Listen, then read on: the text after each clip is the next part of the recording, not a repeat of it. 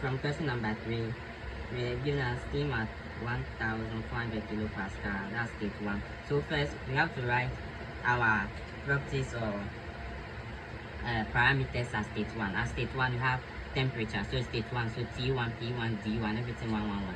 State 2, so I make everything 222. So state 1, our temperature is 350 degrees Celsius, pressure is 1400 kilopascal, and the diameter is 8 centimeters.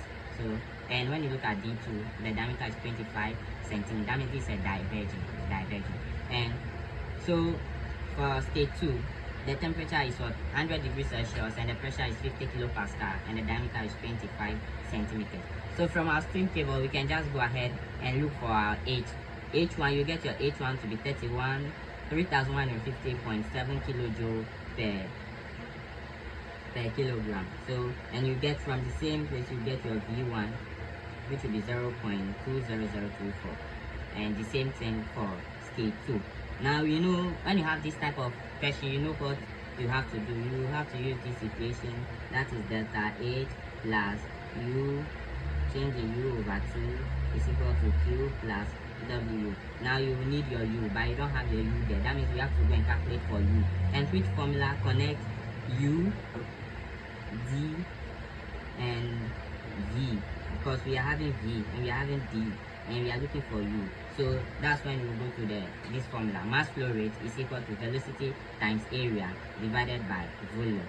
So mass flow rate, they've given us mass flow rate, which is what, 0.1 kilogram per second.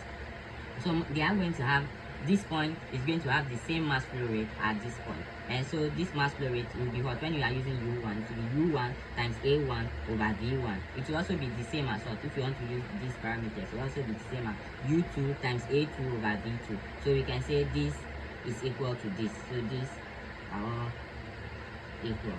But here we don't know U1, we don't know U2. Whenever you want to take the equation, you just use, so you can, someone can cut and use it, and someone can cut it and use it. But when you cut it and you want to use this part, because you have to have only one equal to sign. You don't know U1, you don't know U2, so you can't do anything there. But when, let's say when you cut it, when you take this one and this one, you know mass flow rate, you know V1, you can calculate for A1, which is area, and you can get your U1. Or you use this with this, because you know your V2, you know your A2, and you want to look for U2, any of them. So now let's calculate for area for A1. A1, not A1 bread though. A1 is equal to area formula pi d square over 4, but since we are talking about 1 state 1, we are making it d1. So the next thing is just substitute pi times d. What is d? The d was in centimeters, so we have to convert it to meters. So from centimeters to meters, you multiply by 10 to the minus 2, all divided by 4, and you get your area A1 to be 5.027 times 10 to the minus 3 meters squared. Now we've gotten our A1. We can go ahead and calculate for A2. A2 will be the same as pi d square, pi d2 square over 4. Then we substitute in our d, convert it to, it's in centimeters, convert it to meters, times 10 to the minus 1 square over 4. Then you get your A2 to be 0.049 meters squared. Now, since we have this, we can go ahead and calculate for our U1. From this equation, or this, we can just make our U1 the subject. So U1 will be equal to V1 across, so V1 times M mass flow rate over A1. So this is what I did here. And you just have, you know your mass flow rate, it was given to you in the question to be 0.1 kilogram per second. So you put it there. You know your V1, you've gotten it from the steam table, is here. And you know your A1, that's the area you've calculated for. You place it here. So you are going to get your U1 to be what? 3.983 meter per second. Then you come to your, how to calculate for U2. You know M0, they are going to be the same, which is 0.1 kilogram per second. You know your V2, sorry, this 2. You know your V2 from the steam table is 3.4181 meter per kilogram. You put it here. And you know your A is what? Your A, which you calculated for, which is 0.049 meters square. You put it here. So now let's check for the unit. You know the unit for the mass flow rate is what? Is kilogram per second, multiplying the unit for V1, which is what? Meter cube per kilogram, all divided by your A, which is what? Meter square. So now let's see how it's going to work. Kilogram will cancel kilogram. We will be left with what? Meter cube over seconds divided by meter square. So now you know what we do here, meter cube over seconds, so it's going to be, you interchange the position and change this to multiplication sign, 1 over meter square. So here is using indices. If the bases are the same and they are dividing, you subtract the exponent, so this will be going to be m over s. So that means our final unit is meter per second, meter per second. So you can do the unit multiplication at the side. So I can just add it, kilogram per second times meter cube over kilogram all over meter square. Then this will arrive at the final unit. And you will know that the unit for velocity should be what? Meter per second. So now we have our u, we have our u, we have our enthalpy, and you know the equation to call on whenever you want to calculate. The question says we should calculate for what is the power output of the turbine. So to calculate for the power output, we can just calculate for work. How? So let's go back to our equation. So you like changing enthalpy plus changing u square over 2 plus changing this is equal to q plus what? W. You know what this actually is supposed to be changing kinetic energy, changing potential energy, but we divided through by what? We divided through by mass. So now some of the distance here will be 0, so we have to look out for them. And from the question they say the turbine, since it is lying horizontally, that means it's on the datum, the height will be 0, so automatically the change in z should be what? 0, making everything here 0. So change in potential energy or that thing is equal to 0. That means this term is what? Is gone. Now they say there's no heat transfer between the system and the surrounding. That means Q will be what? This adiabatic process. That means Q is what? Is 0. So since there's no heat transfer, Q is equal to 0. So this one will also go. We are left with what? Delta H plus delta U square over 2 is equal to what? W. So now what is delta H? That means changing what? In delta, changing delta H, changing H. So changing H will be A2 minus H1 plus this one 2. Do it over 2 is equal. The next thing is we substitute. So I just turn everything upside down. The W is here now.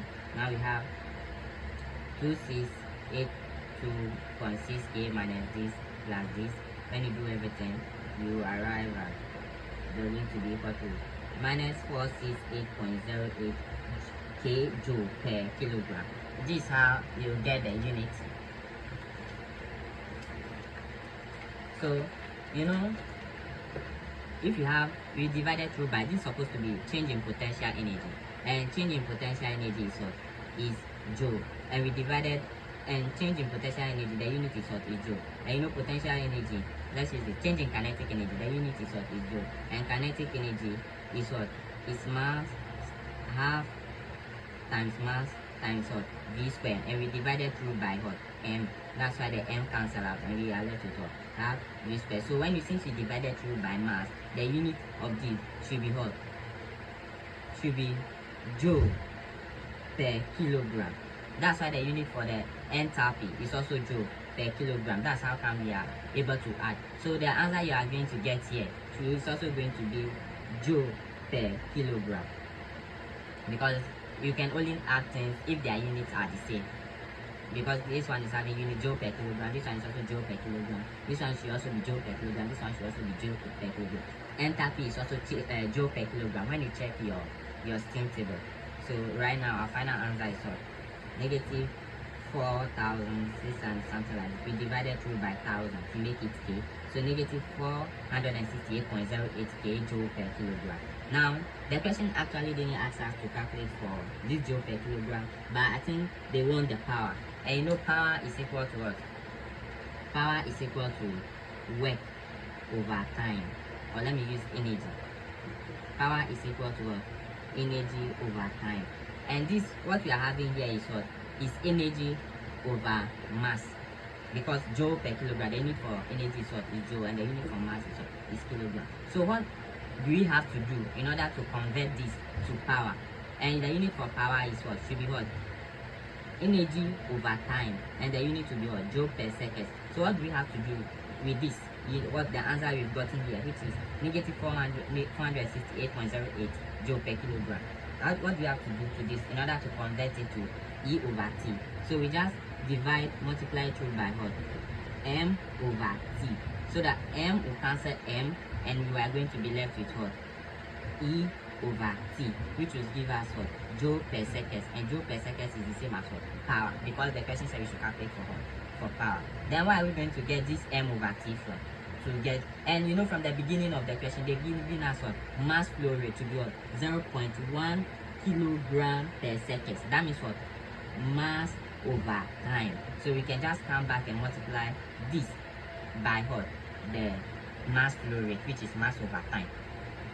So what is our mass flow rate from the question? So a W times mass flow rate will give us power. And what is our mass flow? That's 0.1 kilogram per second. When you do the multiplication, kilogram will cancel kilogram, then it will be left with a kilojoule per second.